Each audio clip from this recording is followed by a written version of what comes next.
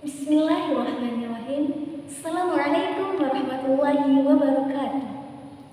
Alhamdulillahilladzi arsala rasulahu bil huda wa dinil haqq liyudhhirahu 'alad dini kullih wa kafaa billahi shahida. Asyhadu an la ilaha illallah wa asyhadu anna Muhammadar Rasulullah alladzi la nabiyya ba'da amma ba'd. Perkenalkan, nama saya Anissa Fadilah dari program studi ilmu Al-Quran dan Tafsir Fakultas Usuluddin Adab dan Dakwah Institut Agama Islam Negeri Blok Sumatera. Di sini saya akan mempresentasikan hasil karya tulis ilmiah saya yang berjudul Eksistensi Hadis Terhadap Moderasi Beragama di Era Globalisasi. Artikel ini memfokuskan kajian tentang hadis-hadis terhadap moderasi beragama sebagai pendekatan yang menarik dalam kajian hadis. Hadis juga banyak membahas betapa pentingnya cara pandang, sikap, dan perilaku beragama serta toleransi dalam mewujudkan kesatuan. Dalam segi ini, melalui hadis-hadis dapat menciptakan keberhasilan moderasi beragama. Oleh karena itu, perlu adanya tinjauan terhadap berbagai hadis untuk mengaplikasikan dalam moderasi beragama yang sebenarnya. Faktanya, dengan sebab inilah yang mengharuskan kita untuk mengambil langkah dalam menjaga dan merawat kesatuan bangsa tanpa adanya perselisihan perbedaan. Keberagaman merupakan sebuah keniscayaan dan agama yang diturunkan oleh Allah Subhanahu wa Ta'ala di muka bumi ini untuk menebarkan kasih sayang serta menjalankan perintah agama. Agama diturunkan bukan untuk menyerahkan keberagaman, tetapi bagaimana cara kita untuk mengamalkan agama di tengah keberagaman secara adil dan bijaksana serta toleransi. Moderasi beragama menjadi langkah awal dalam menciptakan persatuan dan kesatuan bangsa, terlebih lagi di era globalisasi saat ini. Seluruh manusia tidak dapat menghindari adanya globalisasi, dikarenakan fenomena ini menyebabkan segala informasi tersebar secara bebas ke seluruh negara. Dalam konteks kehidupan bernegara dan berbangsa, penguatan dan pengembangan nilai-nilai moderasi beragama menjadi rujukan utama, terutama ketika masyarakat menghadapi berbagai dinamika sosial. Salah satu argumen penting mengenai kehadiran moderasi beragama dalam konteks keindonesiaan adalah adanya fakta bahwa masyarakat Indonesia yang sangat plural dan multikultural. Bangsa Indonesia terdiri dari beragam suku, etnis, bahasa, agama, dan budaya. Kondisi ini meniscayakan adanya hukum alam bahwa munculnya keragaman tersebut harus diterima oleh setiap warga bangsa Indonesia. Namun, kenyataan mengenai keseragaman yang ada tersebut secara hukum alam juga tidak bisa dinafikan akan memunculkan gesekan, bahkan konflik dari masing-masing masyarakat ketika tidak didasarkan pada keseimbangan. Menurut Khoi Shihab, moderasi beragama bukan sekadar urusan atau kepentingan orang per orang, melainkan urusan dan kepentingan setiap kelompok, umat, kepentingan negara, dan masyarakat. Berdasarkan pembahasan tersebut, maka rumusan masalahnya yaitu apa saja yang bisa diimplikasikan dari perspektif hadis perihal tentang moderasi beragama. Kemudian yang kedua adalah bagaimana agar terwujudnya persatuan dan kesatuan bangsa di era globalisasi saat. Moderasi beragama. Moderasi berasal dari bahasa Inggris yaitu moderation yang artinya sedang atau sikap yang tidak berlebihan.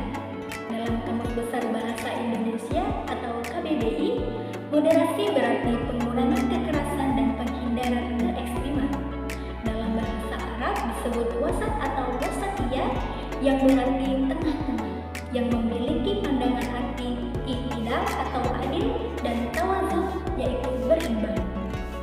Sedangkan beragama adalah suatu kepercayaan, peribadatan kepada Tuhan yang Maha Kuasa, serta hubunganmu dengan pergaulan manusia dan lingkungannya.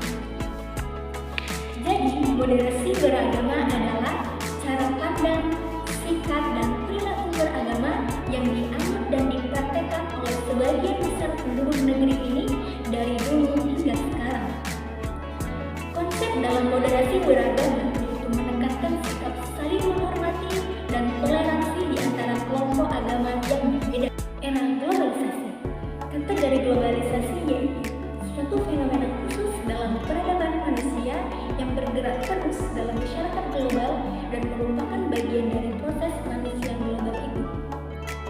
Era globalisasi yaitu perubahan global yang melanda seluruh dunia, yang mana dampaknya sangatlah besar terhadap berbagai aspek kehidupan manusia di semua lapisan masyarakat, baik di bidang ekonomi, sosial, politik, teknologi, lingkungan, budaya, agama, dan sebagainya.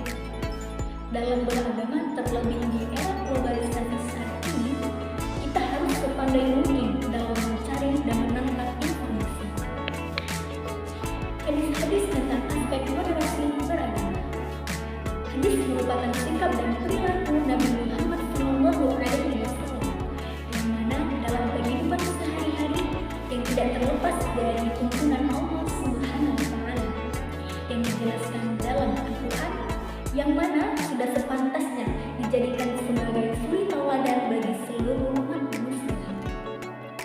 Nabi Muhammad SAW sebagai penjelas Al-Quran dengan tutur katanya, perilakunya, serta ketetapan-ketetapannya dengan cara yang jelas dan terang. Di sini kita mengambil beberapa hadis yaitu Sahih Bukhari, Sunan Ibnu Majah, Sunan Tirmizi, dan Musnad Ahmad. Salah satu hadis Sahih Bukhari yang berbunyi, telah menceritakan kepada kami Abdillah, telah menceritakan kepada saya Abi, telah menceritakan kepada saya Yazid, berkata, telah mengabarkan kepada kami Muhammad bin Ishaq dari Daud bin Al-Husain dari Iqamah dari Ibnu Abbas, ia berkata, ditanyakan kepada Rasulullah SAW, agama manakah yang paling dicintai oleh Allah? Maka beliau bersabda, Al-Hanafiyah As-Samhah, yang lurus lagi toleran. Hadis riwayat Bukhari. Implikasinya dalam mewujudkan kesatuan bangsa. Suatu negara tidak akan disebut sebagai negara jika tidak adanya persatuan dan kesatuan di dalamnya.